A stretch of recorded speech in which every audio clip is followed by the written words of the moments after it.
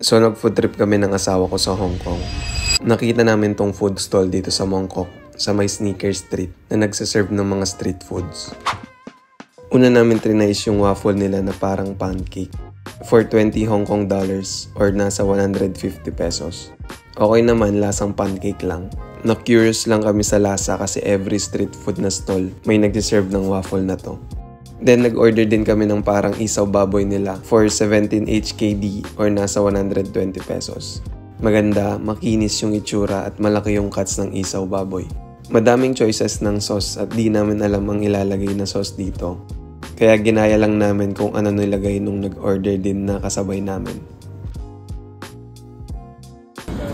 Mas maanghang pala yan, ha? Gusto Lord. Grabe naman. Grabe yung mga. Tinry din namin yung parang pansit canton nila dito for 12 HKD na may kasamang meatballs or fish balls ba yun.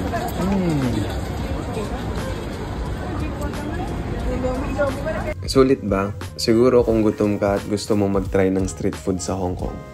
Medyo pricey lang mga pagkain nila dito pero malaki naman serving. Pero syempre di ko pa din pagpapalit ang street food sa Pilipinas. Philippines #1 pa din. Comment kayo anong street foods trinay nyo dito sa Hong Kong.